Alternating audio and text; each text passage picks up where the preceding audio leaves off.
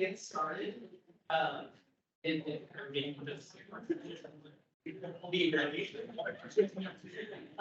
Thank you for selecting the controls narrative, addressing stigma, negotiating on landlords. If that is not a breakout session, please get your supposed to be in. I can help you find that, but if you're here for this one, great. The presenters today are Shadi Monroe from Alternatives Inc. and Victoria Jones from IDEA. Their PowerPoints will be available and their bios will be available on Eventbrite and on our website well, shortly after the event. Without further delay, we're gonna go ahead and go straight to them. But please hold questions till the end if possible.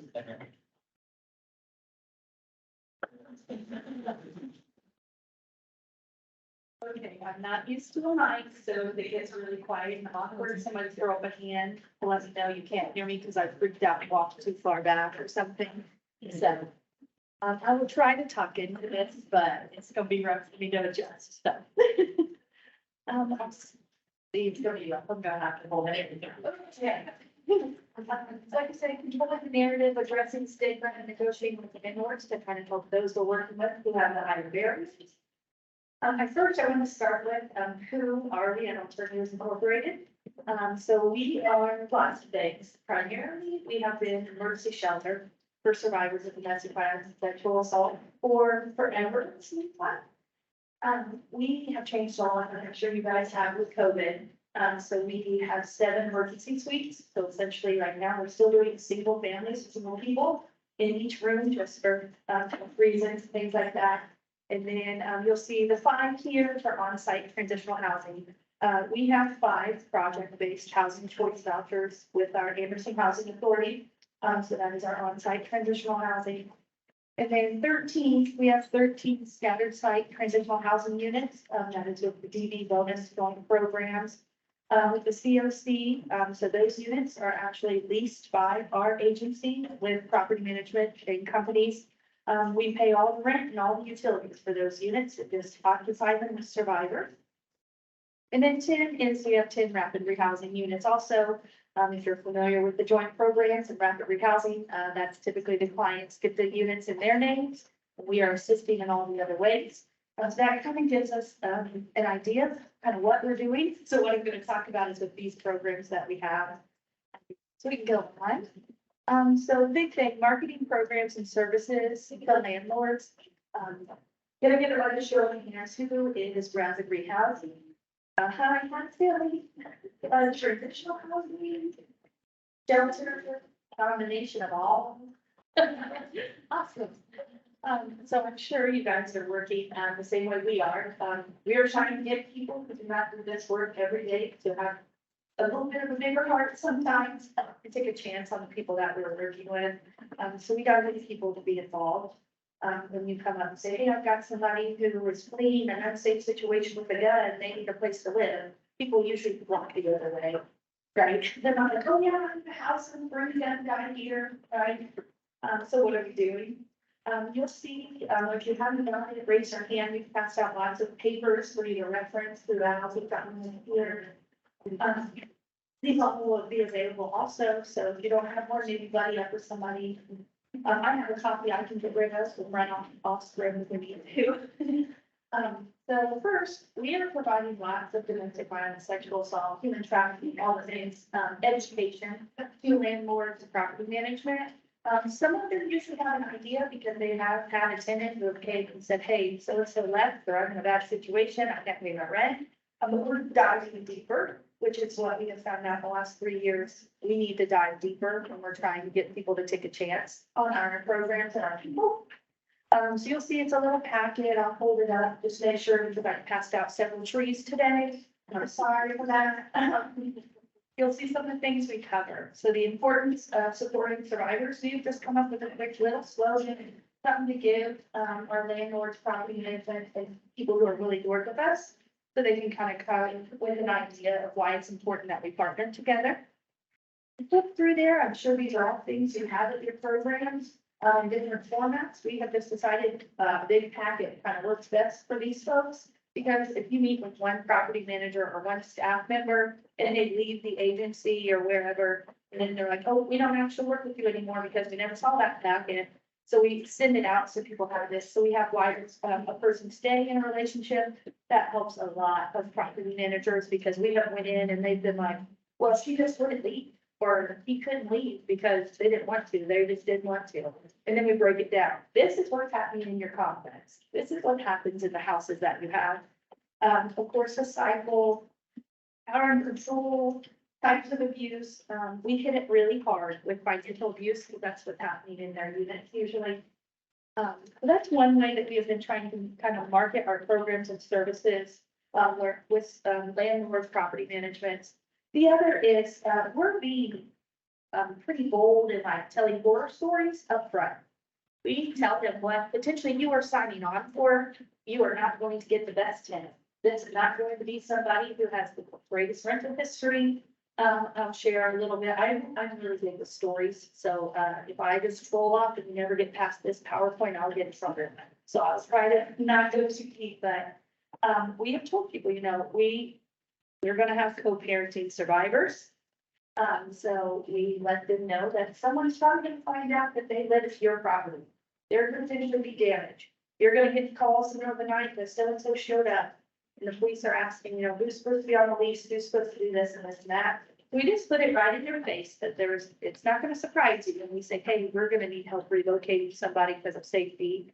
That's scary when you're trying to accumulate partnerships and you're like, hey, it's gonna be really ugly most of the time. So, you know, providing these handouts and continual education is kind of what gets people to stay. We also talked about the people that are coming into these programs need help for a reason. They have had to learn survival tactics. So some of the things that can come off as a red flag to be a renter or to rent to someone, that's what they're kind of engaging in. So we've talked to, you know, about some people have zero to little life skills. We had some horror stories in the beginning 3 years ago with this funding. We had a survivor who was honestly never known how to clean a home.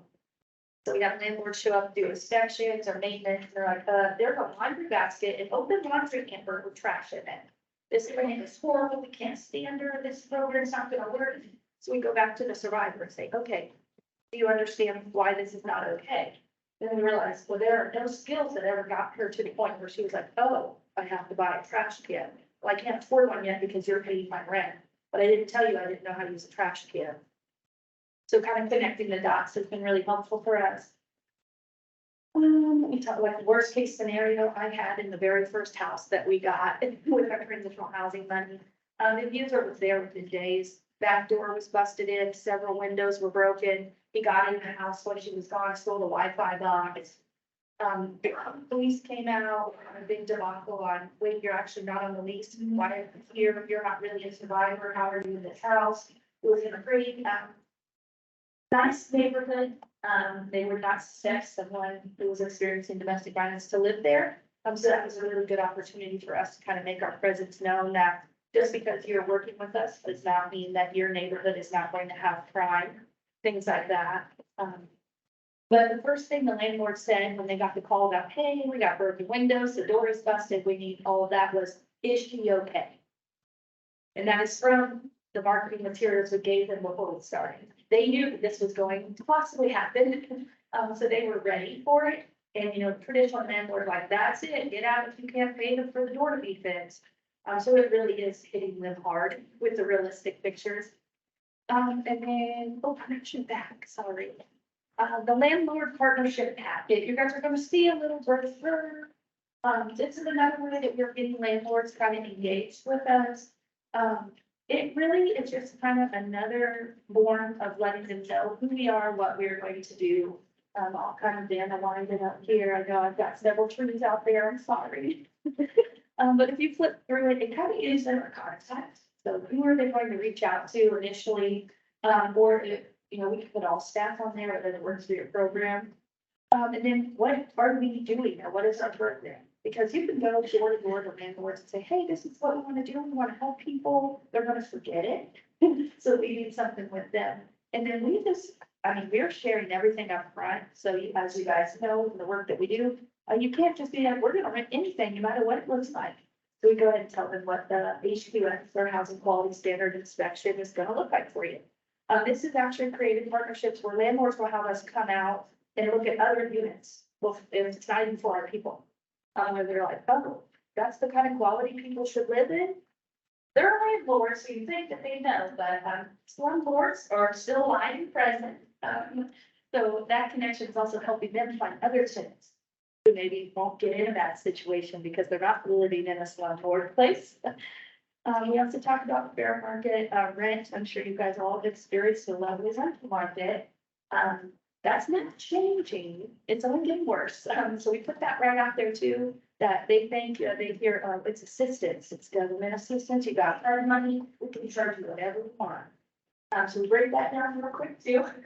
So we just put it on all of our packets really and say, hey, if you're not willing to adjust, then you really probably aren't gonna partner with us in this area. It talks about renters' rights and things like that. On the back page, it talks about what are we gonna do at alternatives if you agree to this partnership. It talks about how we're gonna pay rent on time. We're not gonna make you wait for your money. We have access to the money. It's counties.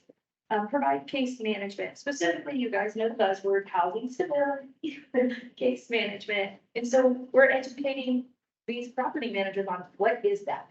They really don't care about the programming, you think, until they find out, oh, they really are bringing people in here with several evictions.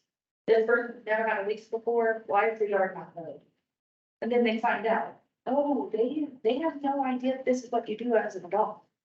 So we talked about, we have people who have never had these life skills before.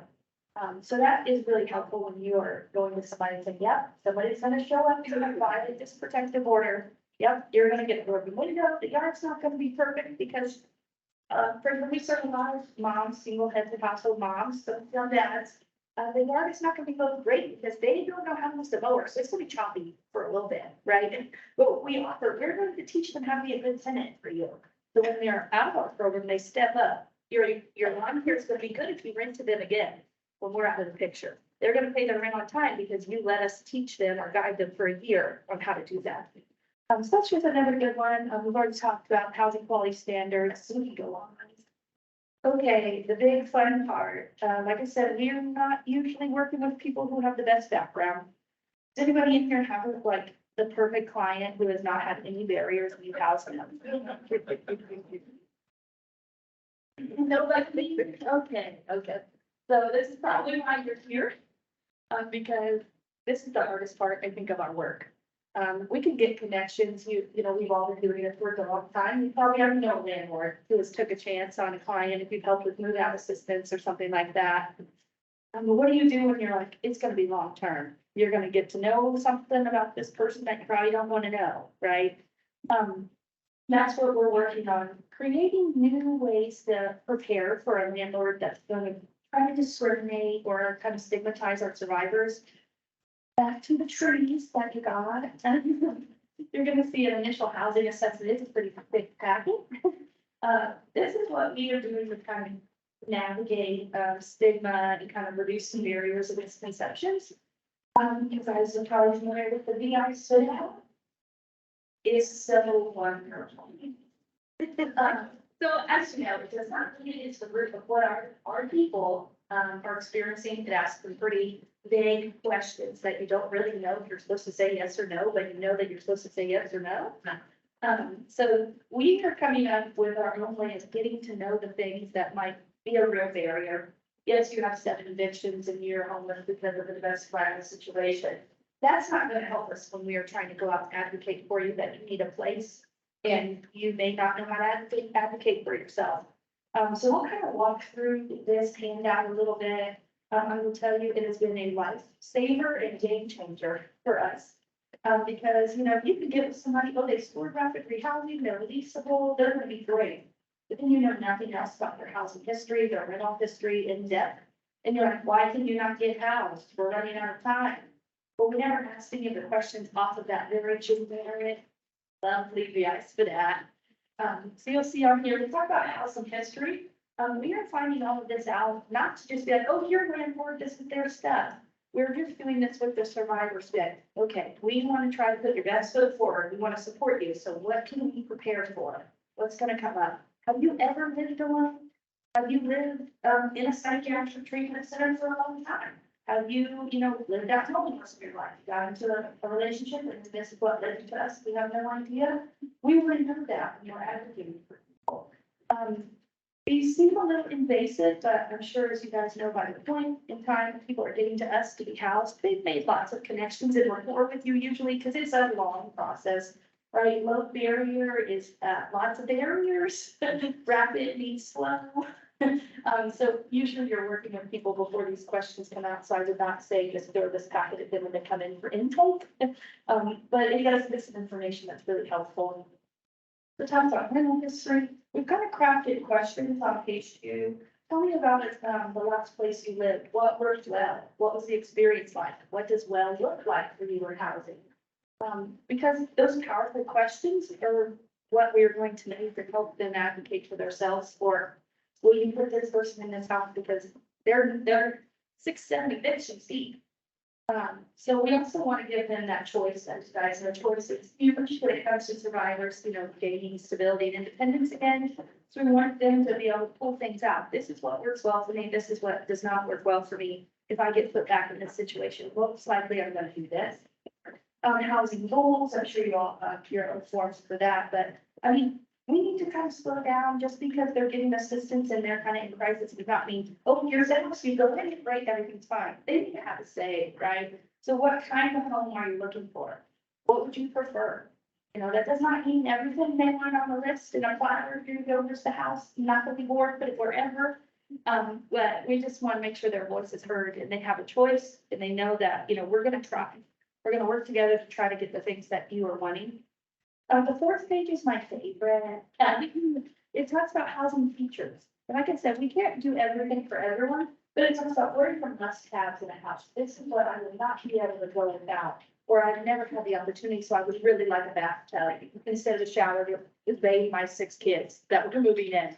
And those things, outside of our world, when we hear that, we're like, whoa, expectations are way too high. What are you talking about? No, those are realistic things for some of our survivors that have never had the option, or they've been told, no, if you're taking showers too long, using all the water, you're the reason that bills are going too high.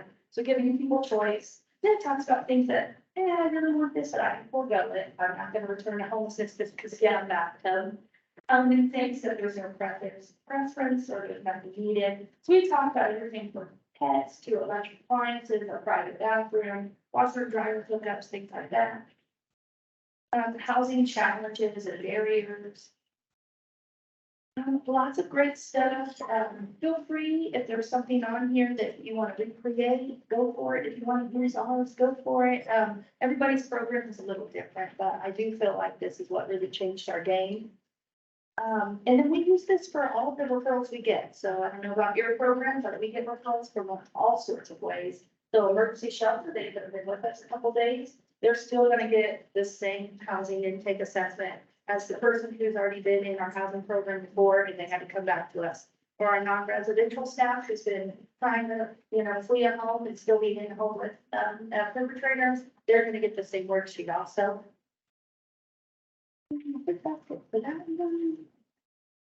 All right, so maintaining relationships with landlords and advocating for, who we're working with and still protecting their privacy. As you guys know, the ROI is, life. That's what we're kind of stuck with. But, sometimes it can really benefit and sometimes it's not a benefit. So we're kind of tied in the middle. The one big thing I would say is you need to trust the survivors when they say, yes, I'm going to sign this initial ROI for the landlord if you need to pay my rent. I don't want them knowing X, Y, and Z. It gets a little tricky, as you guys said, we're working with people long-term. So they're building a relationship with not only the survivor and their family, but that landlord. Because every month they're coming out, oh, gotta fix this maintenance thing, whatever. You just gotta be very careful. Because it gets hard, especially in these long-term relationships. So that's why we kind of maintain relationships, is we remind these landlords constantly. Yes, we know that you agreed to work with the domestic violence sexual assault provider. You do not know their story. Just because you're working with us does not mean we need benefit treatment and you need to do things outside of what you would normally do for someone. But also they're willing to do things outside of what they would normally do for someone, because they are agreeing to work with other people. So what are we, when it comes to maintaining relationships. We're a liaison essentially, right? So, in rapid rehousing for us, we encourage our clients to go talk to the landlord first or take us with you. We'll sit in the back seats. We'll still go with you, but also when they have that option of, I tried it, this is my first time, I was shaking, I think they looked at me and laughed. Then we can go back in and say, okay, you know, they came in, maybe they didn't understand the policy, the procedure, so that's been really helpful. And then we do check-ins with our property management and landlords. And I'm talking, I mean, we will just show up and say, hey, how are our properties doing? Did you not tell us something that you should have told us? And then that also opens the door, you know, like I said, some people qualify for our program to get in, like you guys know, there's always those who are on the list, who are waiting, who aren't there. And maybe if they had first month's rent, 30 deposit, things like that, we would get them in. We are going and saying, do you have other units open that you want filled? Will you take someone else? And that opens the relationship that now we're getting called and saying, hey, in 2 weeks, I've got a 3-bedroom and I want to market for alternatives if they want it. Or, you know, if you have anybody who doesn't want to be in your program, but they still want to come. They also are getting really good at believing us when we're sending people because we have established relationships. For our transitional housing, we no longer have background checks for most of our landlords because they trust that we're putting somebody in there who needs a second, third, fourth, fifth, sixth, seventh chance. So they're foregoing that. Obviously, there are other things we have to find out before they're just like, yeah, anybody can come. But they're willing to work with us. We have been able to house those who are not citizens through this program. We can house those who have 14 evictions. They work with us on some felonies and things like that. So it really is, you know, just check in and be honest. We also do the dirty work. We have had lots of survivors, you know, choose other paths or something has come up. We will go in and we will deep clean and we will replace things before they come and say, hey, this is the problem. That helps out a lot. Now, if you're wondering, how do we have money to replace things and do all the things? You get it crafty. So it's gonna cost, you know, right now we have a property and landlord came back and said it's $3,000 to fix that 2x2 sheet of carpet. Well, we're gonna go get an estimate and we're gonna say, okay, our deposit is 600, the carpet's 78. How about we find the carpet? You know, take our deposit, we'll spend that extra. So you get crafty to maintain these relationships. I think that's the big stuff as far as maintaining privacy rights, like I said, the release of information. Also, you're gonna make these relationships and landlords are gonna get nosy. Oh, how so you at that house? Did she get back with that guy? Because I saw somebody in the yard. It was a boy, so that must be, yeah, she back with him. One, don't be into it. Because you're gonna get a slippery slope. But that's the other part. We'll bring out that DVD packet again. You must have missed it the first time. Just because there's a male person on the property does not mean that you just automatically assume they're doing something they're not supposed to. Also, tell on people if you need to, tell the landlords and property managers, get other people involved. We've had a couple landlords, yeah, we'll work with you if there are no men allowed for a year. I don't care if it's a babysitter, I don't care if it's a rubber knuckle. Then you just gotta get other people involved and make sure people are not treating us unfairly. I think that's the bulk of kind of the presentation piece. I'm sure I'm leaving lots of questions and things, but we are timed and I wish I could stay for like a month and talk. But I have a little bit of time right now because I moved quickly for a couple questions real quick, and then we actually have a workshop where we're gonna have to do some work. And then we're gonna come back together again. So is there any burning questions that maybe I can help with? Yeah. Starting the relationship with a new landlord or property management who knows the type of clients that we have and are not excitedly saying they want to participate with us. How do we encourage them? Yeah, we have experienced that. We've been kind of burned in the beginning because they have heard of other programs like us. You know, and so there's no, you just pay the money and then you never talk to them again. And so sometimes you gotta know what that landlord wants, what's their thing, what's their buy-in, right? And so that's when you start asking, okay, you might not be willing right now, but what would you like to see? What could we do to provide you that information that would make you a little more comfortable to give us one unit? Or maybe rent to one? We've had a couple who have been like, oh, I don't believe that they're gonna keep the property up, da, da, da, da, da. That's when we also bring in our paperwork. You know, as part of our program, they are voluntary services, but these are the things we're willing to offer them. And then teaching them about the cycle of violence and, you know, all the things, generational poverty, poverty mindset. Putting all of that together for them to see, oh, it's not people are just lazy. And then you would imagine the eyeballs and the twist in property management. So they're like, oh, so there's a reason people do what they do. So that education piece is really big for us. Yeah. Are these companies working with large property management companies or with private landlords? Both. Yeah, both. We, like I said, you guys might have this experience. We, kind of started some landlord property management engagement before we ever even got housing money. Because obviously when people are coming into the shelter, it's short-term stay, they've got to get out. So we were trying to get some people willing to take just some move-out money. And so we kind of just niched into some people and said, hey, you got a friend? So really, we've kind of held some like, anybody come who has a house. And so it just happened to be, we got some private landlords, we got some property management, we've got people who are all over the state doing properties. And it really is, you gotta find out what they want or what they need, and then we just adjust to it. Yes, I can, yeah. Anticipate your tenants, your clients having, prosecution charges on their record and has that been fair? We have not had any experience with formal charges. We do have several survivors who are known in our community. Who landlords know them one way or another, or they've heard about them. We haven't had issues with them not renting. Yeah, I think largely that is in part of the supportive services and just explaining to them, this is a wrap. You know, we're not just saying, here you go, here's a house, be great. You know, talking about there are reasons people get into what they're doing, or, you know, even we have survivors right now who are continually doing employment that's non-traditional. And we support them and explain to the landlord, it does not matter to you how they're paying their portion. They're paying their portion and participating in programming. They will be a wonderful tenant if you continue to let them stay. So, yeah. Yeah. Oh, yeah. Yeah, in my experience with rapid rehousing, landlord dropped a certain organization because they said that they don't get paid one time. So I don't know if I want to kind of go to this organization and say, what do you need to do to pay these landlords on time when they said they're robbing you because they don't get their money? Yeah.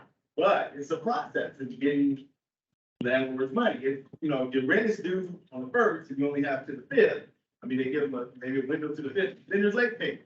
Yeah. Who takes care of that? Yeah, so we make our portion 2 weeks in advance. We always pay ours 2 weeks in advance, and if that's not possible for everyone, we also have several programs that give us some leave. You don't have scatter site transitional units are in our name. We know we're gonna pay that full bill no matter what. We've got all automated payments set up on portals, so we don't run into that. When it comes to rapid rehousing, and you gotta do all the calculations, and you're gonna pay this portion, I'm gonna pay this portion. Honestly, we have run into lots of that where, okay, what's going on? We gave you a chance, this, and so then we end up, okay, how about everybody's going to the, you know, the property manager, we're gonna explain, this is how this works. This is what we are doing. We cannot control them, but also we're educating them on how to properly turn in their payments on time and things like that. So, I mean, really conversations, we are lucky, we have a phenomenal connection in our community, that they are really, let us go a little bit, before they really call us. We have some, I mean, we accidentally found out we had a survivor who's $1,700 behind in her portion. He never let us know because he trusts that what we're doing, she's gonna get caught up or something's going on. And so then we talked to them about, don't trust us with everything. That's a partnership, right? You should probably let us know once you're behind. So just kind of reestablishing that too. So, yeah. Well, I don't want to take all the time, so I'm gonna kind of go into our worksheet. Victoria's going to kind of explain that.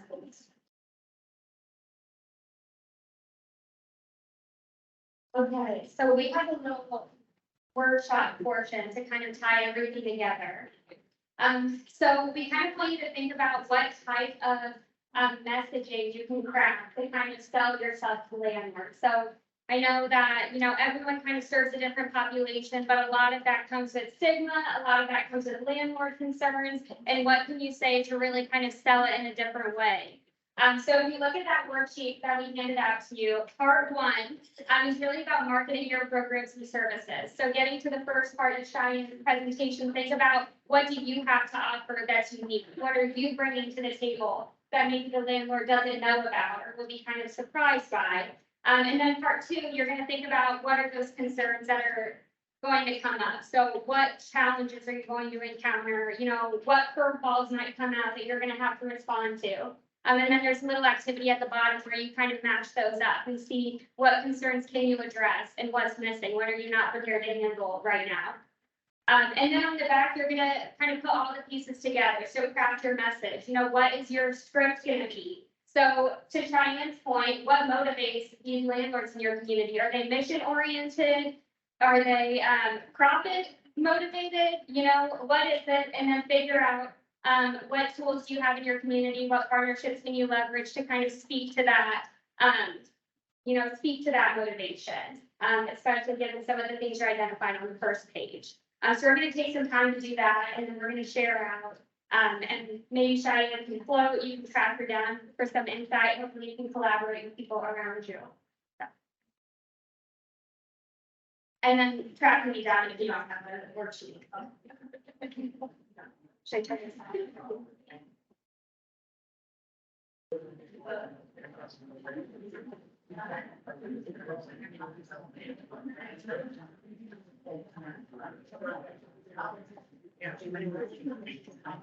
Step into the restroom and this stuff. Yeah, I mean, I actually have not. Great, sure. I would have. Yeah. Thank you so much.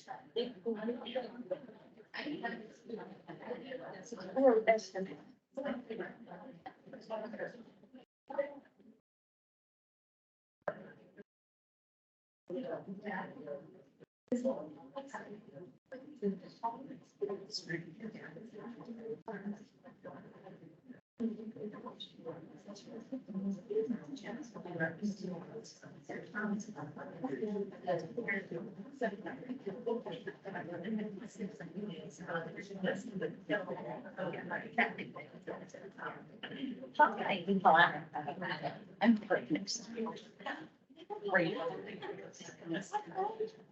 We literally, we're on top.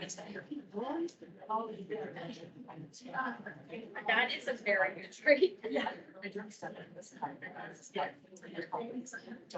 Yeah. I'm like, we're not gonna have this. Yeah. I'm so what I was going to say though, I originally, some of it finding, COC units and Bloomington together, for my organization, and I'm getting calls and getting calls and getting calls. As the bars are large. Operating together. So they won't do it if they're cited from the background. Yeah, done, and like, let me have a criminal background. That's what they say. But, how to do this. Yeah, for like, really long time right now.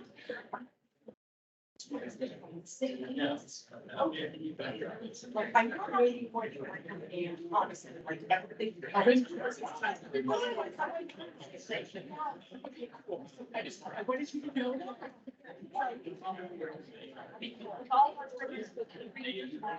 First year. Really like.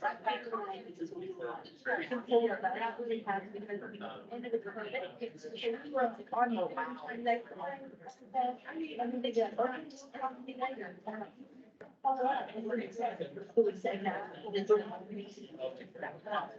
Thank you so much. Yeah, thank you.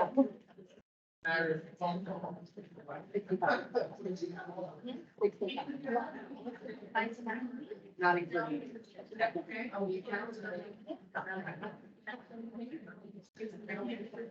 I walked out. Also. Ellie?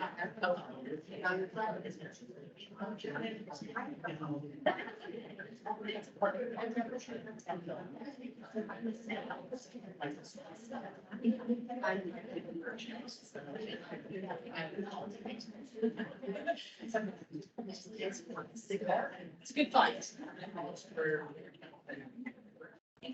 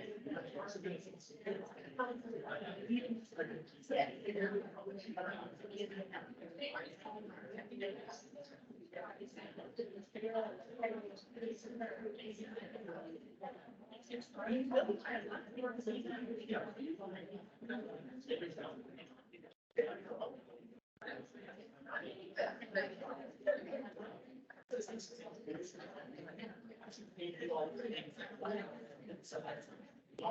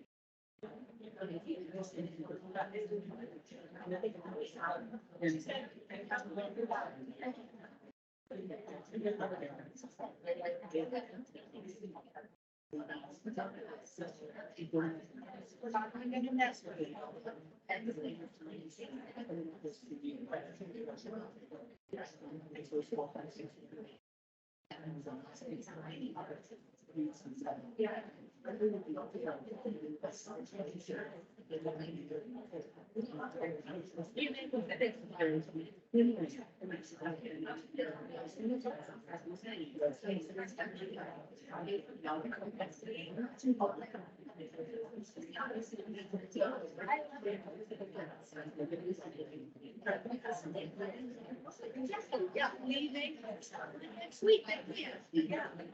Thank you.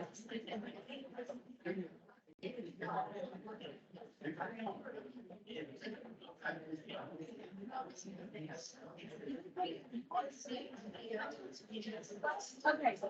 Yeah. Eventually we'll.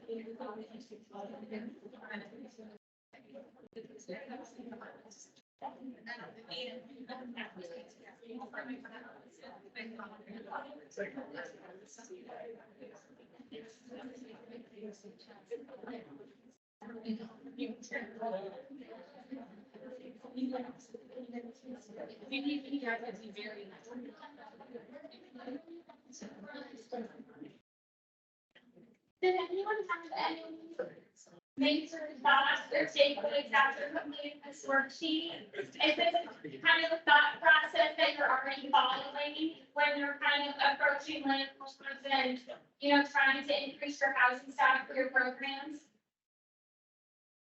Say it again, like listening. How did this go? Good, so is this kind of a process that you're already kind of following when you're trying to reach out to landlords? What are your roadblocks? What's working well? I actually, I used to work at Geico and I did sales and stuff. And one of the biggest things that we talked about was not assuming, like a problem, but anticipating it and then asking. So that way they would bring it up first and you could address that rather than like fluttering by, saying like, oh, but we're not section 8 and our inspection's really short. It's like, they don't care about that. They just Yeah. want to know that they're gonna get the rent every month, Yeah, so you gotta know what they're. Yeah. We started a landlord mitigation program, and then we added on to that eviction prevention for some landlords. And offering to come outside from that and meet with people to direct them to the right referrals and offer to inspect the unit. And that also lowers the barrier of people getting into housing. Yeah. They can sign on for stability for the eviction prevention, and we'll do that same thing with the other service. Very nice, very nice. We've done a little bit of that, nothing formal. We have a couple property managers who are now working with us in our prevention team for the kiddos at their complexes. And so we have a staff member who goes and sits in the clubhouse and does some programming for the kids, whether they're in our program or not. And then we make ourselves available too, that if someone in the complex is going through an eviction almost, the property manager's been banging on the door, asking where it is, then we offer, if it's a conversation where you think something has happened. There was steady rent, but now someone's not in the house, so the police were there last night, and now you've got to do an eviction, that, we'll talk to just about anybody, so, yeah. Anybody have any questions? Or any conversation start? Yeah. So when it comes, so one barrier I'm having is like when we're bowing out, kind of, and reassuring the landlord, like, when we pull out, what that's gonna look like and recertifying, doing these renewals and that kind of stuff. Do you have like something that you say or anyone else experiencing issues with that? Like fear from the landlord about what's gonna happen moving forward? Yeah, so how our program kind of works, we're kind of step up. Our on-site is for those who are gonna get a housing choice voucher, so we're not doing a lot of work with landlords for them unless it's, quickly at the end. A lot of our transitional housing residents leave our program, so our lease and gain a lease with that landlord who leased to us originally. So they've kind of seen that progression of that survivor without them actually being a tenant. So that's kind of how we've navigated that. We haven't had anyone be in a rapid rehousing unit and then the lease end and say, I'm gonna stay here. We serve 6 counties. We're overflow from Marion County. So sometimes we get survivors who stay with us, survive for the 12 months in a program, and then want to go back to their home county once they've got the skills and things. So a lot of our survivors are not staying yet. So we started this during COVID, so a lot of our things kind of bounced around, so not yet. But if anybody else has, yeah. And sorry, I can't.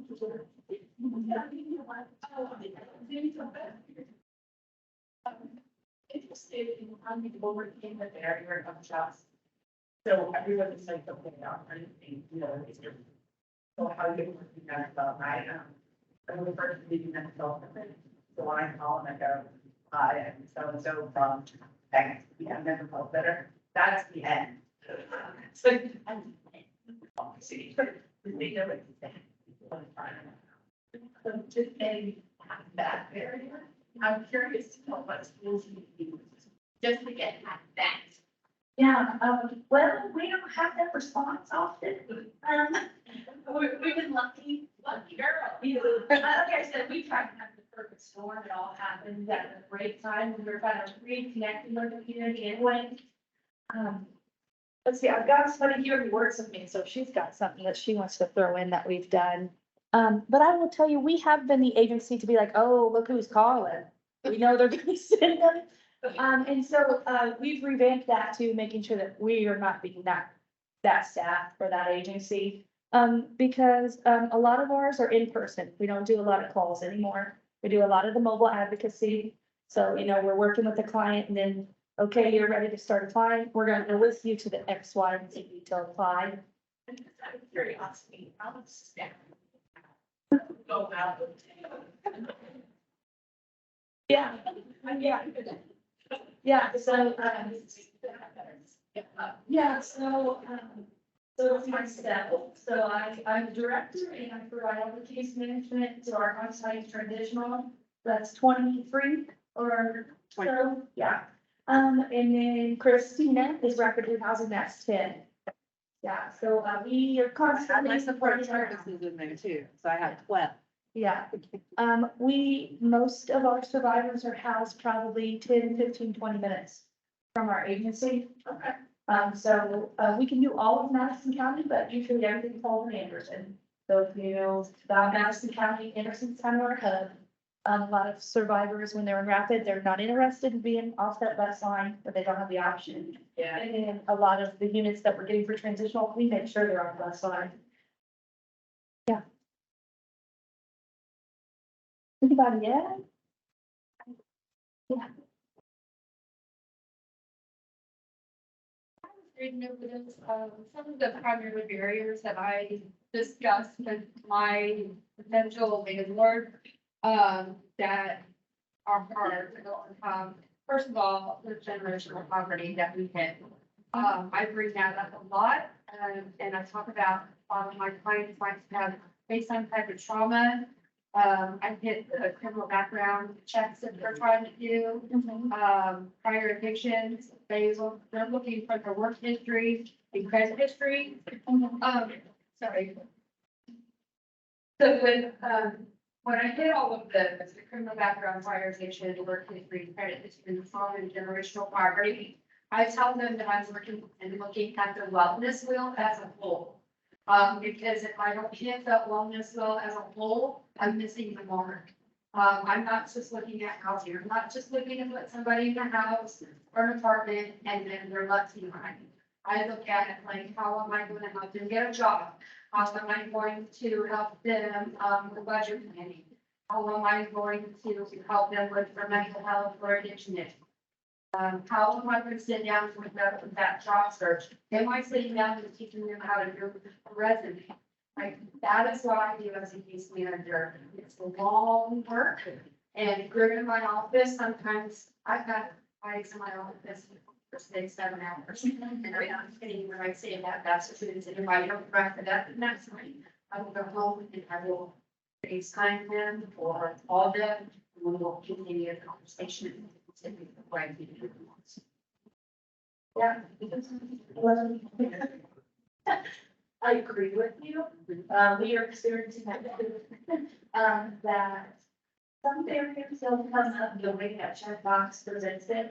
So we're working hard to leave some of that open-ended. And some of the barriers are things that we would not think would be a barrier sometimes, or they do not notice it as a barrier. So that's why we really try to brainstorm every single thing that you think, or have even, there's a couple questions on, have you tried to apply before and tried to be alive? And so in schooling, there's other things that maybe you didn't get a quick response. And you know, a lot of people, they just go out and apply, they don't have the original experience, like, oh, I got tired, I'm gonna try somewhere else. They never ask why, or can, you know, what happened, was it just what, they did not fill out some of the information. They know the program's existing, so they list all of the income or proof of verification off. So that's another part where we're working really hard to educate those who are in our programs, involving them from every step of the way. We're not gonna go and sign all this paperwork, we're not gonna not let you see it, things like that. You know, if you wanna read it before we go to the landlord, if you wanna be aware, so you're not caught off guard. So yeah, I appreciate your approach. It is good. We're a relatively bigger, agency, but, we mostly, as far as like landlord contacts for our rapid rehousing, thank you. We mostly try to focus on, retaining landlords and, you know, maintaining those relationships and stuff, but whenever I do. I'll just say, what happened? So, when I'm in a situation where I have to find a new landlord, even in like a new city that I don't often have people in, especially, you know, I find it really hard to know where to start from local for housing leads. If you go a place like Hophead or Zillow or something like that, you have to go through the online process, you don't respond half the time. Yeah. You pay an application fee, you know, stuff like that. Yeah. So just wondering if you guys have different ways that you like to go about finding new landlords for them. Yeah, we're just driving around. We have a couple of communities within our region or our counties that we serve who have shut us down pretty hard. No way, they didn't give us time to even hand a paper. And so now what we're doing is we're going and finding when they do have an advertisement. And then we're like, we'd like to see this unit and then have the conversation in the home. So we're actually going to look at the properties and then talking to them instead of, you know, online or just showing up to the office. Because there's still some stigma, I'm sure you all know, that, like she was mentioning back there, the phone calls. So I'm really, it's part of that mobile advocacy, I think, comes with it, of just kind of digging in, and if you got the time, you got the staff, you can go, or even, you know, make it a part of the case management. You want to live in this community right now, we don't have a very strong connection, just being honest, you know, would you be willing to have our meeting in the car? Or have it in the coffee shop in this neighborhood and we could take a stroll and see if there are any rentals. Yeah. I think we're about at our time, so it's like one more question if anybody has one. Okay, I like to contact you, if you guys would be interested in giving me some feedback, that would be helpful. Like I said, the mic is not my friend, so if you did not hear half of it, I'm happy to do a phone call with you. And then, for the next one, it'll be my contact information. It's also in our landlord packet. I was telling a couple in the room, I am more than happy to do a Zoom, a FaceTime, or whatever. If you want to brainstorm, I'd like to take those trips. To wherever you are, if you want to get coffee, we can meet up. I would love to hear from some of you also who are doing this work. Like I said, we've been doing it about 3 years, but, those were some COVID times, so we could learn from you too. But thank you for coming, and if you have any questions, feel free to reach out.